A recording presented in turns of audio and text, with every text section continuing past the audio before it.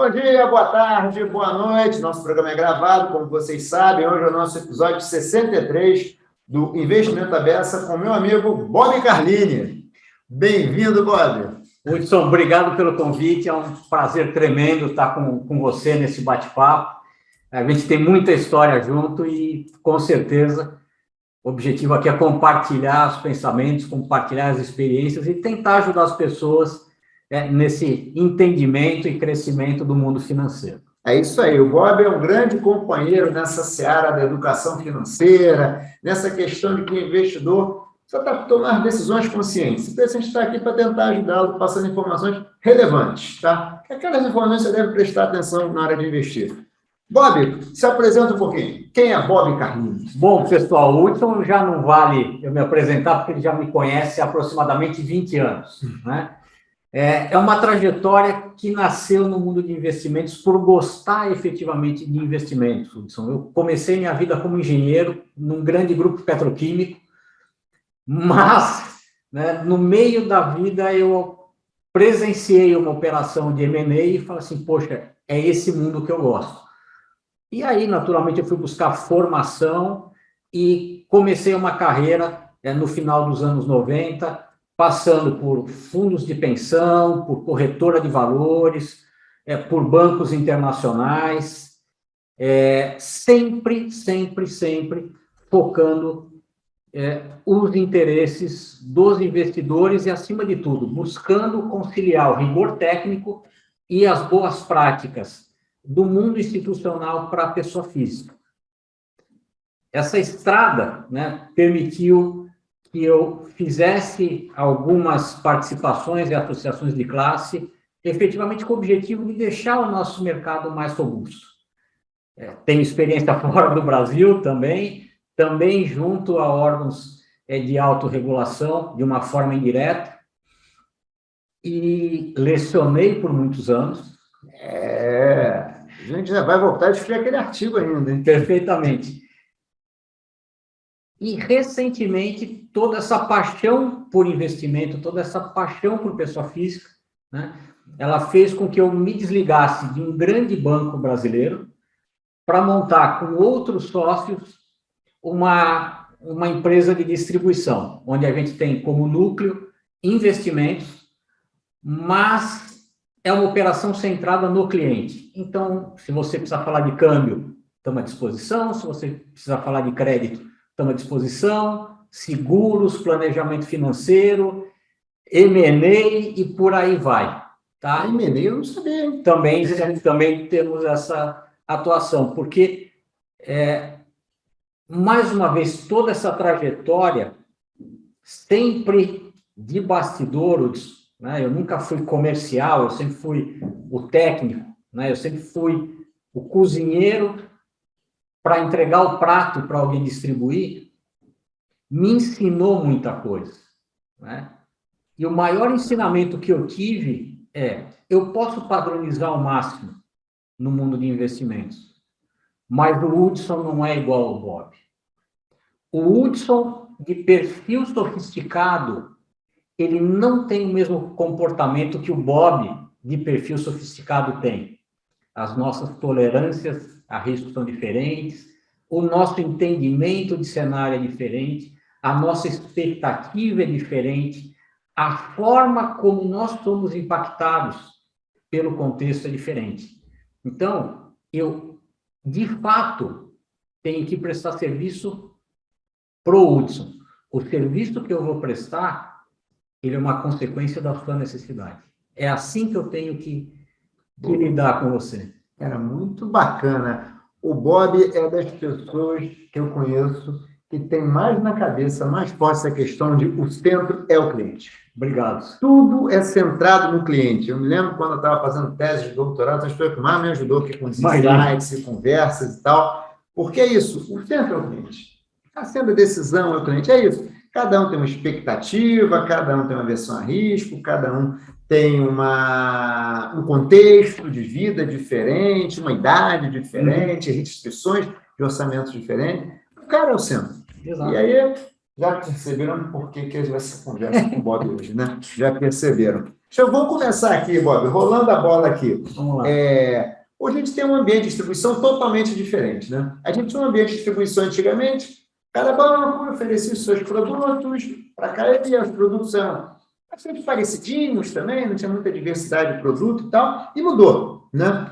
Hoje a gente tem um mercado com vários distribuidores independentes, plataformas de investimentos, agentes autônomos de investimento e tal.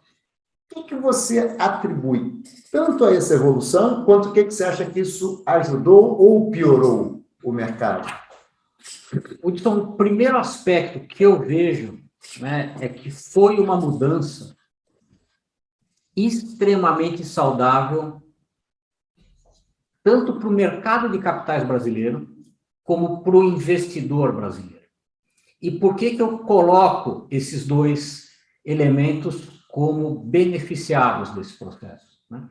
O mercado de capitais, ele se viu obrigado a ser mais inteligente, a buscar inovação. Ele se viu obrigado a entender melhor o que o mundo oferecia para não ficar para trás. Então, era muito fácil, se a gente for lembrar, né, fazer um pouco de arqueologia de mercado, na época onde nós tínhamos só os grandes conglomerados fazendo distribuição de produtos. Bancões, né? Exatamente. Tá? E não é falar mal, não, é realmente colocar em contexto. Poxa, era um ambiente onde a inflação era mais ou menos alta, a formação de poupança no Brasil era baixa, e eu essencialmente tinha dois mercados.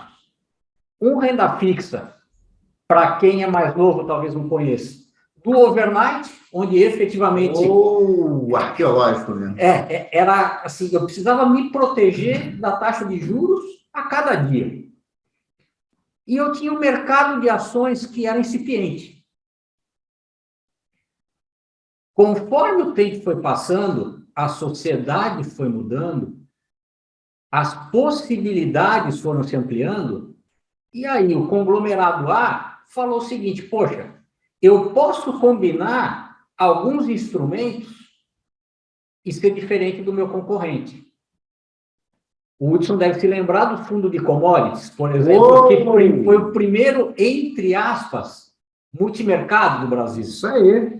Então, com o tempo, essas transformações, elas abriram mais espaço no mercado de capitais, porque os produtos se tornaram um pouco mais complexos, e as empresas também viram caminho para falar assim: poxa, eu tenho mais espaço para captar recursos mais baratos. Então, eu vi o nascimento de um mercado de debêntures mais pujante do que era alguns anos atrás. Nossa, a gente não entende o que era o mercado de debêntures em 2000. Não existia, né, Hudson? Então, você vê que, poxa, isso gerou um benefício social muito grande, tá?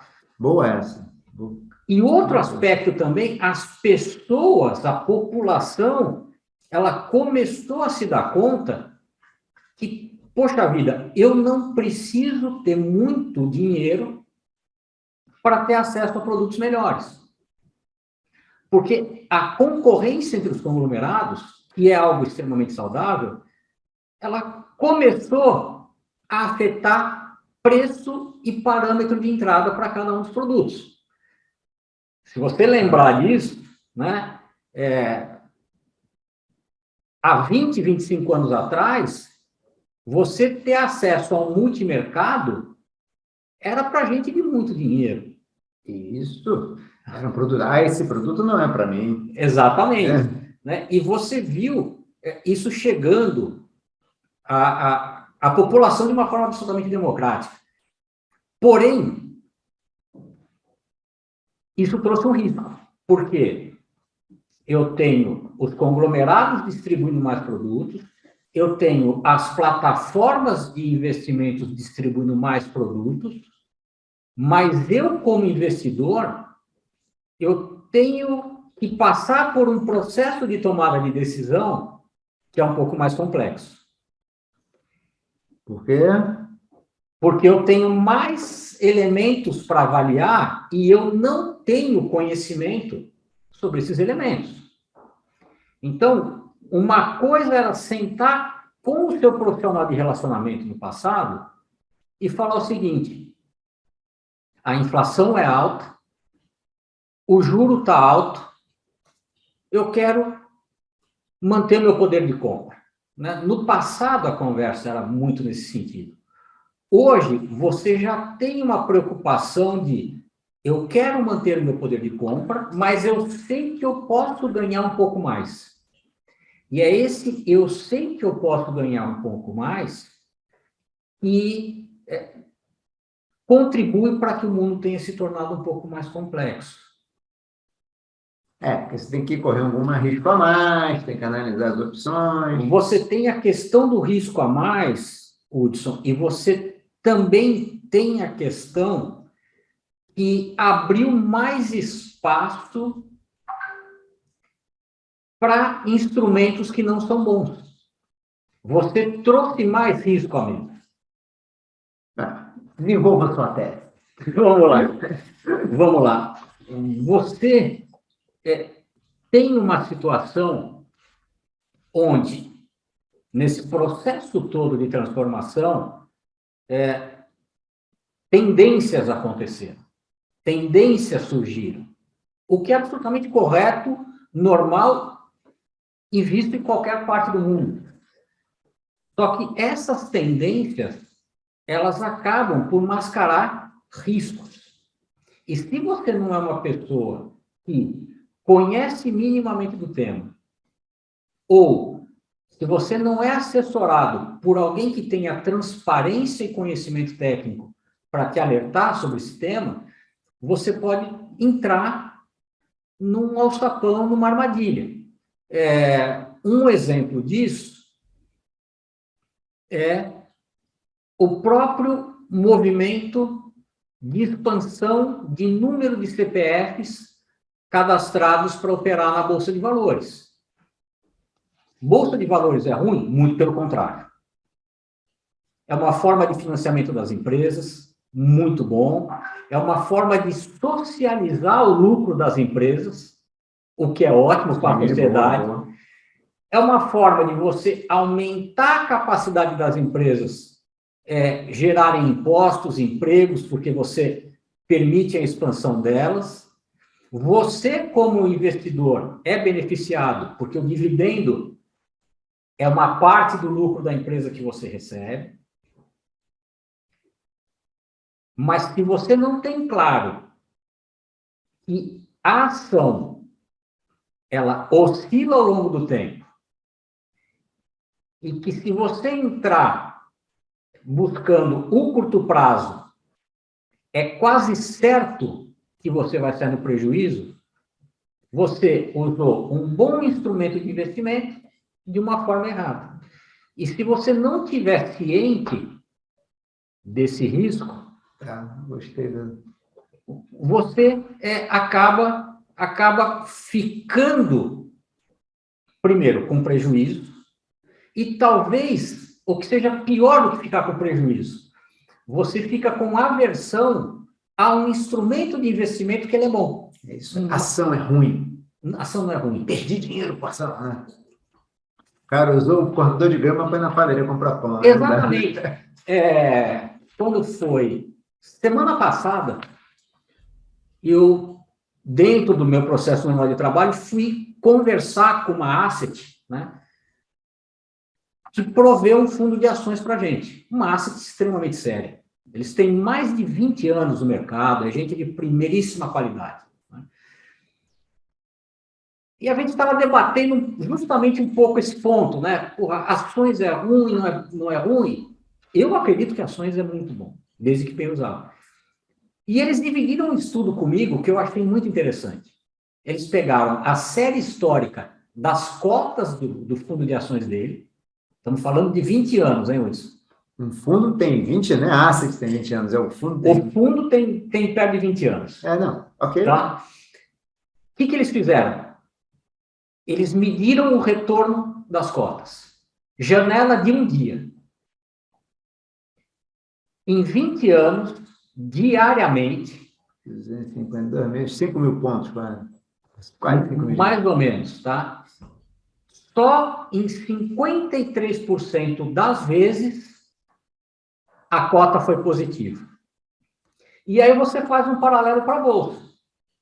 Porra, se um gestor profissional, que sabe o que está fazendo, quando olha o retorno diário dele, só em 53% das vezes, num dia, foi positivo, porque eu,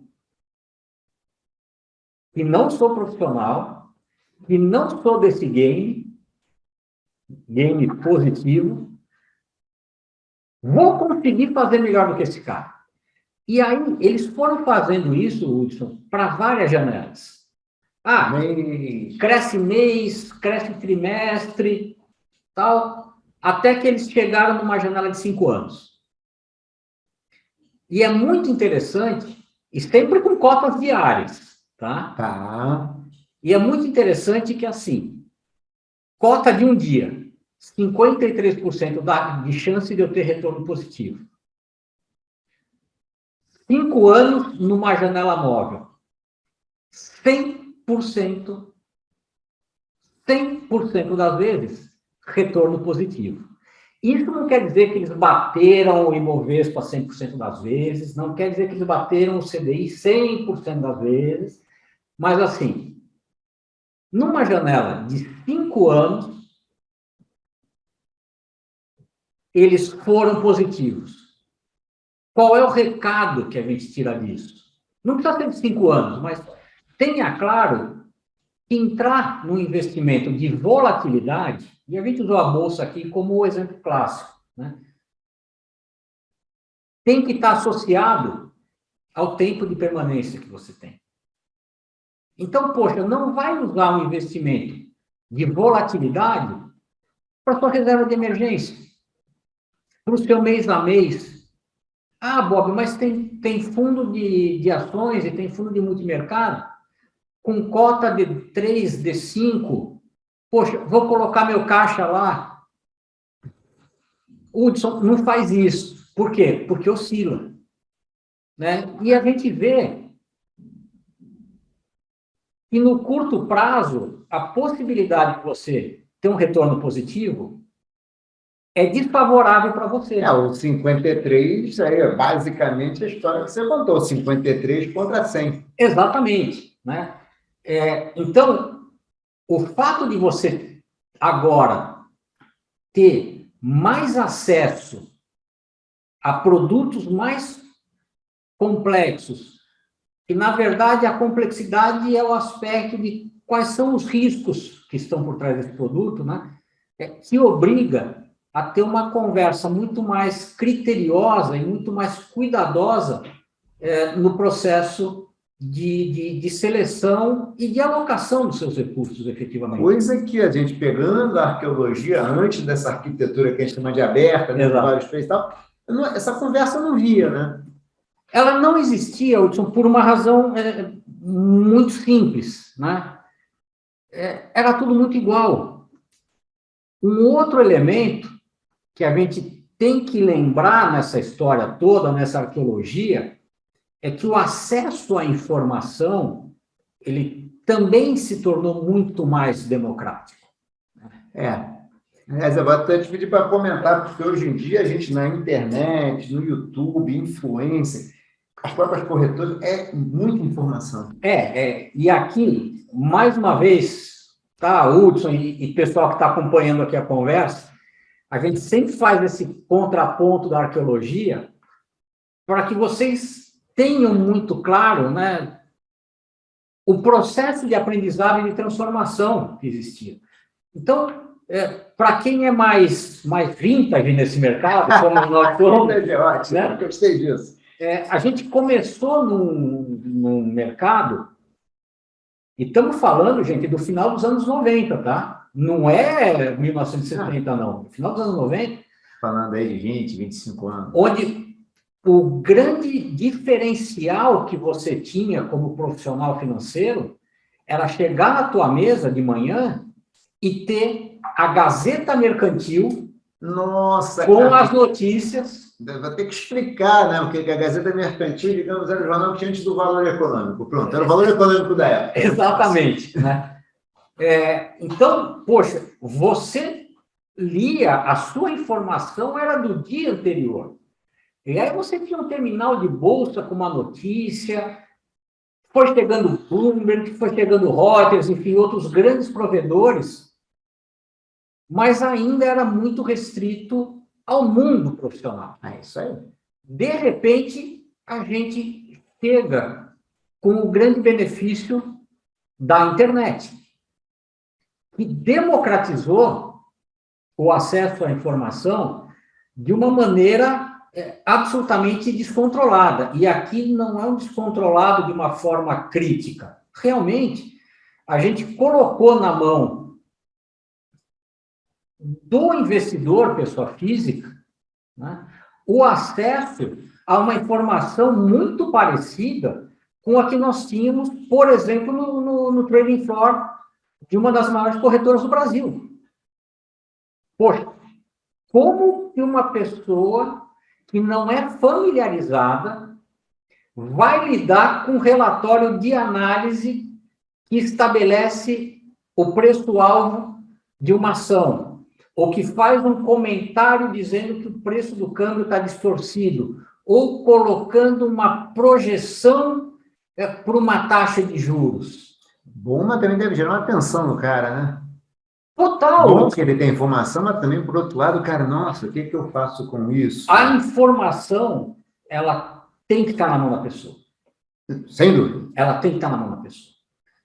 Só que ela tem que ser muito bem utilizada por quem usa a informação como ferramenta de trabalho e para quem está na outra ponta investindo. Vamos pegar aqui um exemplo. E eu acabo usando a bolsa porque talvez seja o exemplo mais claro e de mais fácil entendimento para as pessoas. Tá? Mas eu faço também. Meus artigos também uso Bolsa Direto, que é o mais fácil para você entender. Há 2 semanas atrás, uma grande casa internacional de investimentos veio para o mercado e falou o seguinte: olha, na minha perspectiva, de hoje até 2030, a Bolsa Brasileira ela sobe 100%. Ok. Se você receber dividendos e reinvestir, ao longo desses 8 anos, não serão 100%, serão 140%. Ok. Perfeito? Qual é a leitura que o leigo faz no primeiro momento? Vou comprar bolsa. Vou comprar bolsa. Bolsa. Por quê? Porque o meu dinheiro vai dobrar. No mínimo, ele vai dobrar. Mas o leigo, ele não precisaria nem ser conhecedor de matemática financeira. E ele tem aquele minuto de respirar. E é respirar mesmo. Poxa, 100% em 8 anos? Espera. Se é 100% em 8 anos, 100 divide por 8. Não precisa nem a matemática do juro composto. Tá? Poxa, 100 dividido por 8 vai te dar quanto? Isso aqui vai dar 12 pouquinho. Quanto que é a taxa de juros prevista para o Brasil nas próximas semanas? É isso aí. É isso aí. Então, poxa, é ruim? Bolsa? Não. É hora de eu tomar esse risco? Opa, deixa eu refletir melhor. Isso aí. Esse aspecto é que a gente fala de você, como consumidor da informação, tem que ser usuário. Tem que ser usuário no sentido de ser crítico. Eu, como um profissional que usa essa informação, eu sou obrigado a fazer esse cálculo para falar o seguinte: bom, o mundo financeiro é de juro composto. Se eu decomponho 100% em 8 anos, eu tenho uma taxa de retorno de 9%, com um risco de volatilidade de 25%. Quanto que a renda fixa me paga hoje no Brasil? Arredondando, vamos colocar aí seus 12%, com risco muito menor. O balanço me mostra o seguinte: posso entrar em bolsa, é um bom negócio, porque os juros vai cair lá na frente, essa diferença vai acontecer, mas é para minha parcela de longo prazo. Mais uma vez, investimento para longo prazo, para médio prazo, para curtíssimo prazo. E aqui eu vou explorar um pouco a questão dos influencers, tá, Hudson? Eu vejo como muito favorável você ter pessoas com boa formação, digerindo a economia e traduzindo o economês para as pessoas que não têm isso no seu dia a dia.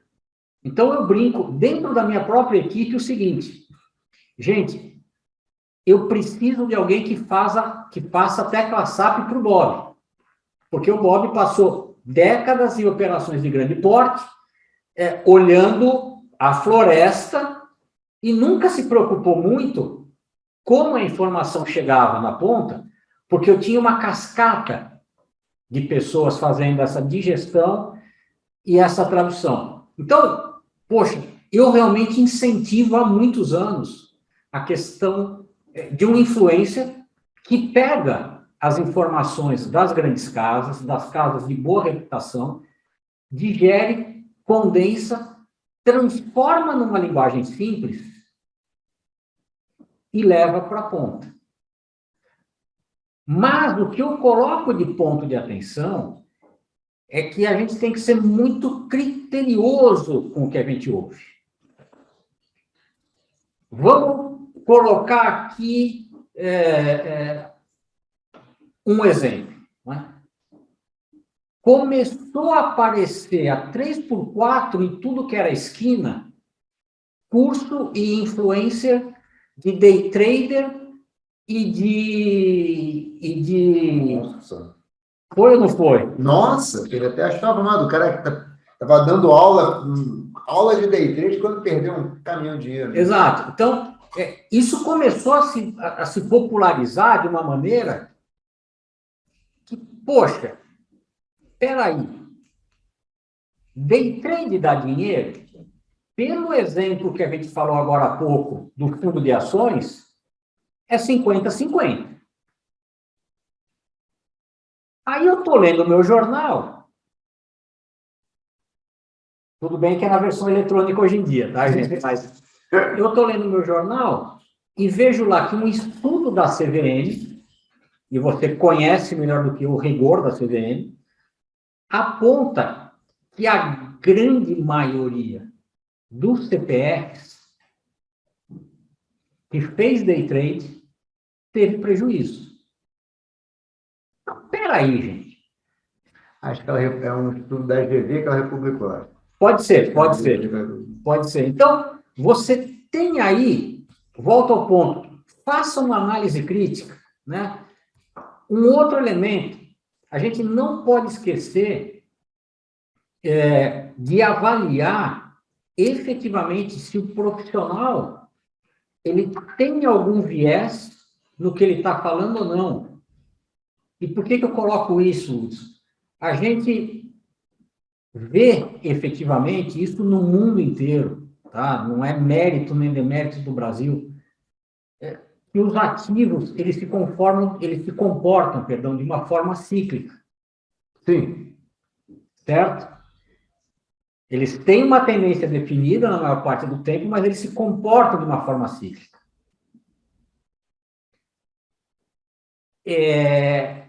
Eu pergunto para você, o que você prefere, ser influenciado por alguém que já tenha passado pelas mudanças de ciclo ou que só tenha vivenciado um pedaço desse ciclo. Experiência vale muito, né, Carlinhos? Por vários ciclos, com certeza. Aliás, você está colocando o ponto, né? Boa parte dessa galera só pegou cenário de brigadeiro, céu de brigadeiro. Exatamente. Então, repara, Hudson, o conceito é muito bom, né? A democratização do produto e da informação e da tentativa de passar a formação é muito válida, é extremamente válida, né? E aqui, pegando um pouco a experiência que eu tive em outras geografias, pô, é sensacional você sentar com um investidor, por exemplo, que recebeu educação financeira formal no colégio. Show. Ele vai discutir os bits e bytes com você? Não, mas ele está atento justamente para quais pontos eu tenho que me preocupar. Boa. Eu tenho que me preocupar, volto ao aspecto do viés.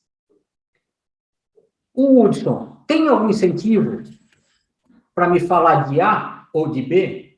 Se ele tem algum incentivo para me falar de A ou de B, isso já deveria me acender um sinal de alerta. E ele deveria deixar claro? Sobre o ponto, é errado ter um incentivo? Não é errado. Muito pelo contrário. É até justo. Mas o correto é o que você falou. Você tem que deixar claro. Olha, eu sou remunerado desta forma. Porque aí você já sabe. Bom, se o Hudson é remunerado dessa forma, ele pode ter um viés nessa direção. Um outro elemento. O Hudson, ele não tem experiência na mudança de ciclo. Mas o Hudson, ele está associado, ele está ligado, ele tem suporte de alguém que tem experiência nessa mudança de ciclo. Perfeito. Então, são aspectos. Um outro elemento importante. Poxa, o Hudson, ele só fala desse tema. Cara, desculpa, gente. Se você é tão bom em um único tema, você deveria estar milionário fazendo isso para a sua vida. Verdade. E aí a gente tem que pensar o seguinte, o Hudson está falando desse tema porque isso é natural dele, tem uma parte de... como é que eu vou colocar isso? O Hudson quer levar isso para as pessoas, ele quer compartilhar, é tão bom que ele fala, pô, eu não mereço ter isso sozinho. É quase que algo... Me fugiu a palavra agora, Hudson, mas... Inerente, intrínseco. É inerente seu, poxa, eu preciso fazer o bem. Ou, cara, ele... Se não é isso, é porque ele tem algum incentivo para fazer esse curso. Tá? Então, a gente tem que, ao receber a informação, primeiro, ser crítico, no bom sentido. Né? Poxa, 100% em 8 anos. Poxa, 100% em 8 anos são 12% a cada ano. Conta redondinha aqui. O Hudson está me oferecendo um determinado produto. Pô, ele tem algum incentivo para me falar desse produto? Pô, legal, estou sabendo. Um outro elemento importante, Hudson, que as pessoas esquecem de colocar na mesa é o Hudson está me oferecendo um produto que está sendo justo ao compartilhar informação comigo. Ele está olhando efetivamente para a minha necessidade? E aqui eu vou virar um pouco do canhão que estava nas ações e falar um pouco dos multimercados. Você sabe melhor do que eu que a indústria de multimercados, ela cresceu de uma maneira muito rápida, com uma amplitude de estratégias que é fantástica. Só que eu tenho multimercado que apresenta um risco de perda num dia de 0,5% do meu patrimônio, e eu tenho multimercado que me apresenta um risco de perda num dia de 2,5% do meu patrimônio. E aí? E aí? Exatamente. Então, se o Hudson está falando para mim de multimercado, ele deveria ter a preocupação de, em primeiro lugar, entender qual é a tolerância que eu tenho a risco, a capacidade que eu tenho de tomar esse risco. E por que a gente separa a tolerância da capacidade? O Hudson, ele pode ter estômago, ter, falando mais elegantemente, uma estrutura psicológica que suporte uma perda de 2,5% do patrimônio num dia. Mas ele pode não ter a capacidade financeira de suportar essa perda. Bem lembrado. Bem lembrado. Então, também é importante, nesse processo de democratização, que você busque o seguinte: é uma conversa fábrica de salsicha, onde tudo é igual, ou é uma conversa onde eu sento, existe um entendimento, existe uma preocupação de traçar um diagnóstico, de entender os meus objetivos, de entender as minhas necessidades. Aí você está centrando o cliente direto. É assim, tem que ser. O cara tem que se conhecer. Assim, o seu trabalho é, amigão, vou ajudá-lo a você se conhecer. Hudson, aqui eu vou colocar um ponto de experiência e você me ajuda aí organizando essa conversa, porque você sabe que eu vou embora. Mas um ponto de experiência é quando nós implementamos suitability no Brasil. Que é a adequação do perfil do investidor também, né? Isso. É outro nome. Nossa, há uma década e meia atrás já vai essa história, mas, ao fim e ao cabo, eu estava numa instituição gigantesca, né, internacional, e a primeira reação interna foi: puta, isso é uma burocrata. Aí eu ouvi essa frase de um, ouvi de outro. Isso estava sendo repassado para o cliente. Então, era uma conversa do tipo: olha, pessoal de compliance, né? Compliance é o pessoal de controles internos, políticas, boas práticas, falou que para você investir, você tem que preencher esse questionário. Estou internacional, hein? É. E foi pioneira no Brasil, inclusive, mas, enfim. O que a gente aprendeu dessa experiência, Hudson, foi fazer um exercício e entender qual era a essência desse questionário. Então, pessoal, quando vocês estão numa conversa com um assessor de investimentos, ou quando vocês estão na frente do laptop, do smartphone de vocês, preenchendo um questionário de perfil de investidor, vocês deveriam levar isso muito a sério. Porque, na verdade, você está fazendo um exercício de autorreflexão Que é de si e da sua vida, né? Exatamente, que vai ajudar a estabelecer o norte da sua estratégia de investimento para cada um dos objetivos. Então, eu posso ter, e vou compartilhar o meu exemplo pessoal com vocês, eu tenho um perfil de alocação de longo prazo arrojado. No longo prazo, na sua parcela do longo prazo, é arrojado. É arrojado. Tá? Então, é um pedaço do seu patrimônio que, quando esse pedaço... Então, é muito claro o seguinte: eu pretendo me aposentar com tal idade. Parte do meu portfólio total de investimentos E aqui, gente, não tem preconceito a produto A, produto B, produto C. No meu portfólio pessoal, eu tenho previdência privada, eu tenho título público e tenho ações. Então, não é uma questão, você gosta de ações, você gosta de título público? Não.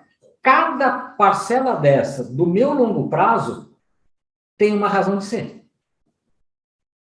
Mas o que eu quero falar para vocês é o seguinte, a minha parcela de longo prazo, que é claramente uma parcela de previdência, não de produto previdência, mas de aposentadoria, Hudson. Tá, aquela que vai dar um a mais. Um a mais. Tá.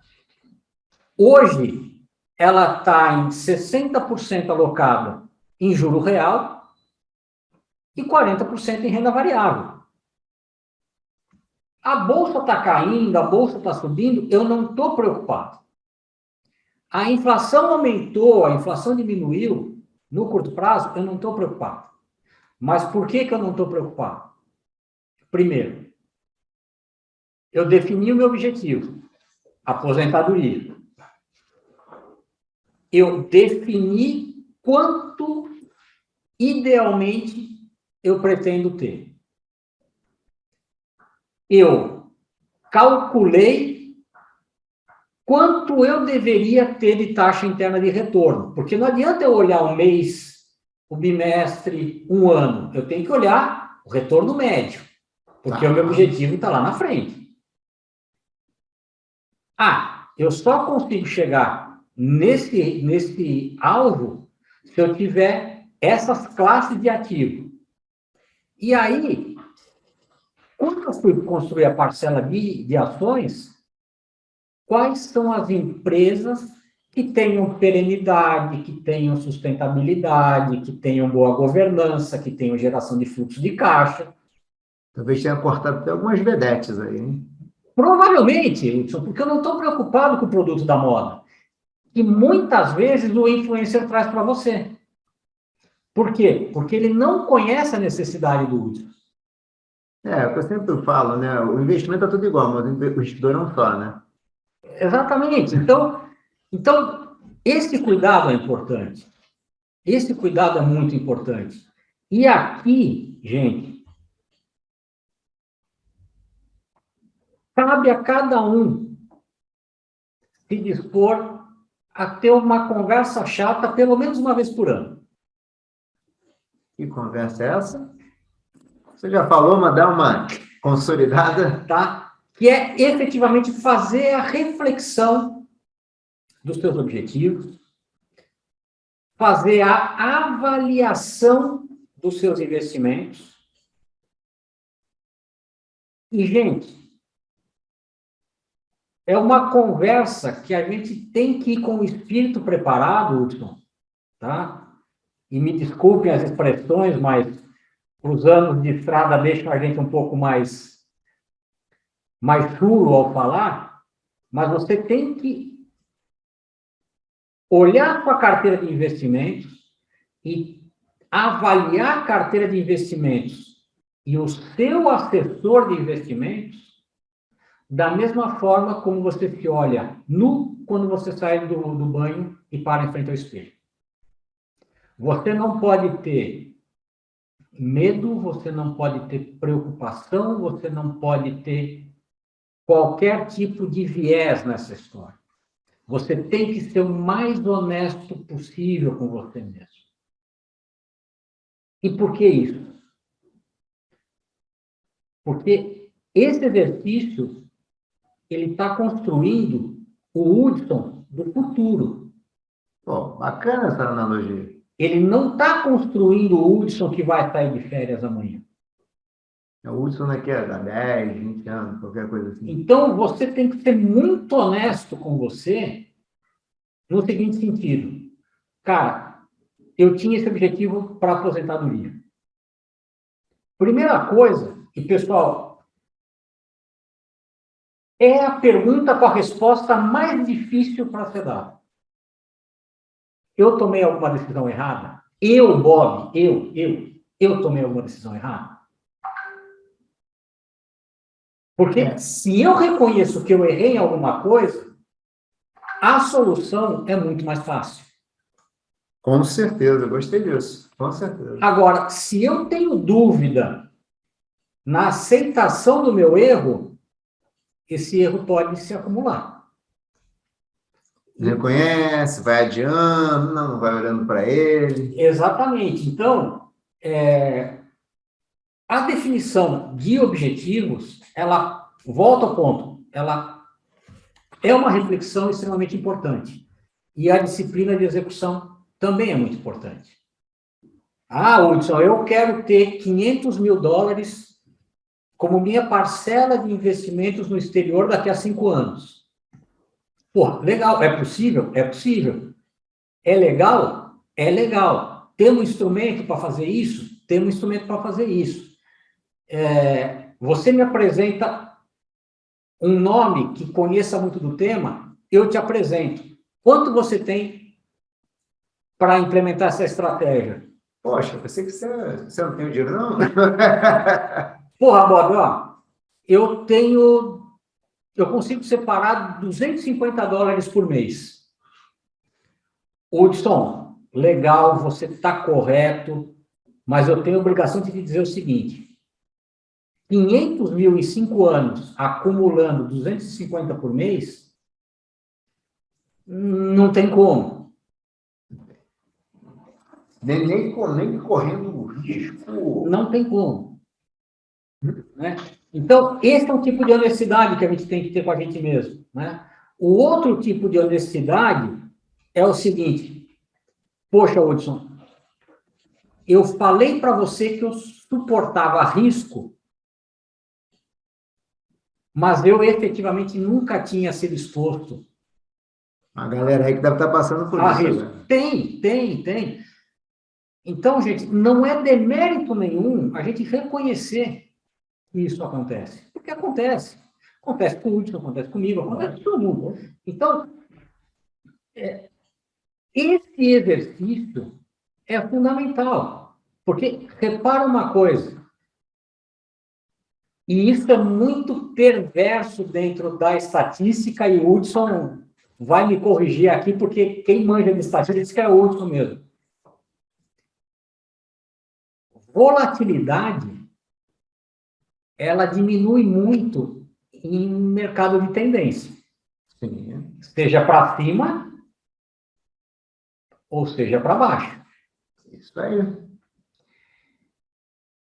Então, você pode ter entrado num investimento de risco quando a tendência era para cima, essa volatilidade nunca se manifestou e, portanto, você não viu o risco real desse investimento.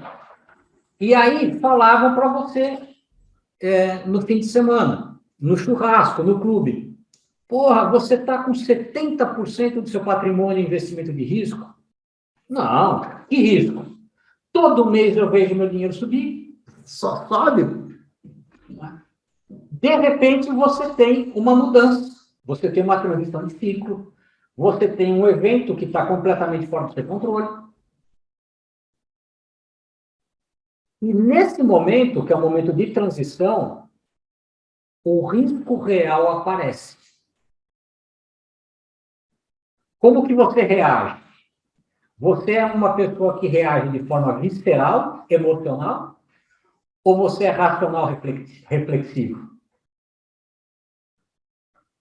Se eu sou visceral, a minha resposta vai ser completamente diferente do Hudson, que é racional. Mas até aí, gente, tudo bem, eu tomei um choque do risco.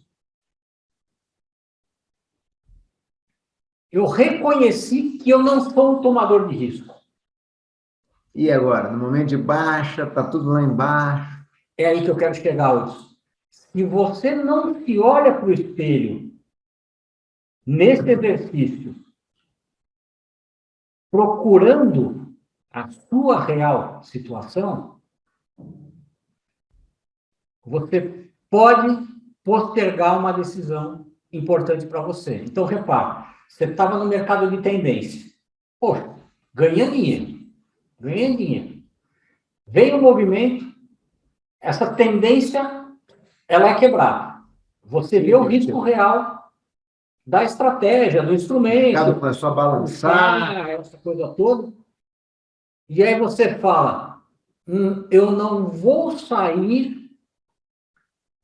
porque eu não me sinto confortável, mas eu também não admito que eu cometi um erro. E você entra num segundo mercado de tendência, que é a tendência de baixo. E aí, sabe o que é pior? O seu dinheiro vai sendo corroído, pouquinho a pouquinho. Não estamos falando assim que inverteu de uma hora para outra, né? Aquelas quedas que você vê agora, espera. Aquela vai caindo, vai caindo, vai caindo. Ele vai ficando balançando e caindo. Balançando para baixo. Balançando para baixo. E aí, quando o Hudson olha, poxa, aquele superávit, aquele excesso de caixa que ele esperava com o investimento, deixou de existir. E sabe o que é pior?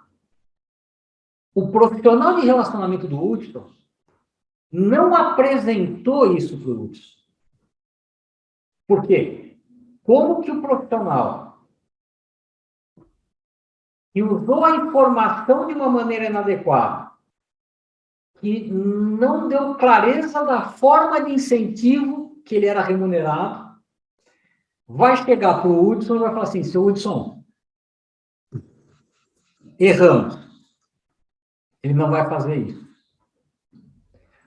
É muito provável, gente, e aqui, experiência do dia a dia, que essa pessoa, se for consultada por você, se você conseguir falar com ela, que diga o seguinte, puta, Bob, não se preocupa. Aliás, eu tenho uma outra estratégia, um outro produto que vai recuperar essa perda toda. Mercado baixista tem um produto macho. Exatamente. Então, também é importante, gente, que vocês estabeleçam uma relação, de confiança baseada em fatos com o seu profissional de relacionamento. E aqui, Hudson, eu estou deixando muito claro a questão do profissional de relacionamento, porque é independente olhar o CNPJ que ele está. Boa essa. Nesse caso, eu confio no Hudson, porque eu tenho uma boa experiência com o Hudson. Eu conheci o Hudson no CNPJ A, ele foi para o B, mas ele é um homem de princípios, ele é um homem de valores, ele é um homem com uma determinada formação, e que isso não some no CNPJ. Aliás, vai procurar CNPJs alinhados a esses valores, inclusive. Né? Não vai... Exatamente, exatamente. Então, é muito importante a construção dessa relação. É fundamental, é absolutamente fundamental. Até porque esse profissional, ele pode evitar que você tropece em você mesmo. Porque, no mínimo, ele vai te alertar o seguinte: Hudson, a gente conversou, parte da sua estratégia, ela vai ser gerenciada em conjunto comigo, parte você quer gerenciar por conta própria, beleza? Beleza. Todo direito, uma relação super transparente, super saudável essa, né? Só que o meu papel, como seu assessor, é dizer o seguinte: Hudson, você não conhece determinado tipo de instrumento. Cara, antes de se meter, olha isso, olha aquilo, leia isso, pergunte aquilo. Hudson, você fez esse exercício? Cara, entra aos poucos. Por quê? Porque esse produto ele tem determinada característica que você já testou no passado e você não se sentiu confortável. E repara, Hudson, se eu sou um bom profissional e olho o cliente, eu estou fazendo isso até mesmo por uma estratégia que você está implementando numa casa concorrente à minha. Sem o menor problema. Por quê? Porque eu tenho que te olhar como um todo. E o meu papel, e aqui, gente, eu estou me dirigindo à minha pessoa, pela conversa, mas assim, o meu papel como profissional de relacionamento é de ser quase como o grilo falante da Disney, sabe? Tá do seu lado e fala assim, cara, quer fazer com o outro? Faz, não tem problema. Mas pro seu bem, olha esse ponto, esse ponto, esse ponto. Deixa eu te fazer uma pergunta, Karine, porque sabe que o nosso tempo é limitado, então a gente, infelizmente, tem que já ir finalizando. E eu abuso muito da mas a gente marca outra, não tem problema. Fechado. Chegando aqui para a gente dar tentar dar um final da conversa, você está falando o seguinte, uma coisa que a gente já falou muitas vezes, nós tínhamos um foco no produto e a gente está mudando agora para um foco em relacionamento. E qual é... Primeiro, você acha que isso é a tendência? E aí, obviamente, você acha que sim, porque, óbvio que a gente já conversou um pouquinho, tem a impressão que sim, né? Mas por que isso é a tendência? Por que isso é bom para os dois lados? Hudson, é a tendência, tá? É a tendência, e eu fico muito feliz que a gente esteja vivendo isso no Brasil e que isso tenha se acelerado nos últimos anos. E eu vejo isso de uma forma muito saudável, porque, efetivamente, pela ótica do cliente, acaba gerando benefício de uma educação maior, uma educação no sentido realmente de pensar no porquê das coisas. Não é sentar num livro simplesmente, é pensar por que eu estou fazendo isso. Por que ele está me trazendo essa informação? Além do ganho intangível, que é o próprio processo de crescimento, de reflexão, você tem o ganho tangível, que é, poxa, eu posso desmontar uma estratégia que não esteja sendo bem sucedida e entrar em outra alinhado nos meus objetivos. Hoje você pode, efetivamente, ter um objetivo e procurar um produto para atendê-lo. No passado, não. No passado, cara, você tem isso e vai servir para o objetivo A, B, C, D, Y. Tá? Então, isso te dá flexibilidade. Permite, efetivamente, que você construa a sua estrada financeira. Na ponta da distribuição, né, você vê claramente a separação, e a expressão é forte, tá, pessoal? Do joio e do trigo. E por que eu coloco dessa forma? O mercado financeiro, que por essência ele já é darwinista, ele passa a ser muito mais darwinista a partir do momento que esse movimento deixa muito mais clara a condição de cada um dos players, ou seja, os atributos, as fragilidades e as fortalezas de cada um dos agentes de distribuição, elas ficam mais evidentes. Então, poxa, eu posso olhar para o Hudson e falar assim, o Hudson me oferece o melhor relatório possível, mas o produto dele é terceiro quartil. O que eu quero? O Hudson me oferece uma assessoria muito próxima, produtos bons, mas eu tenho que consolidar tudo isso no Excel. Então, brincadeiras à parte, tá? Você deixa muito claro o perfil de cada agente de distribuição. Tá. E aí, voltamos ao ponto do darwinismo, né? Você quer competir em que arena? Ou eu vou além. Você quer competir em alguma arena? Porque você pode simplesmente se tornar um agente de distribuição passivo. Olha, o cara diz que quero isso, você... Seu Hudson, o senhor está transacionando outros produtos comigo, eu também tenho uma gama de produtos de investimento aqui. e de previdência e de gestão financeira como tudo. É um caminho. Vai conseguir margem para se sustentar? Penso que não, porque aí é uma commodity. Também acho. Né? Então, essa dinâmica, ela vai se acentuar, eu realmente acredito. Aquele cara mais indo mais para o relacionamento, essa questão mais próxima, de conhecer o cliente, entender o que ele quer, fazer uma coisa mais tailor-made, como a gente brinca, mas um terninho sob medida. E sabe o que é mais bonito, Hudson? Esse terninho sob medida não vai ser mais para o nível A da pirâmide social. É legal. Ele vai ser para qualquer um de nós que tem aí, sei lá, R$100 para poupar todo mês.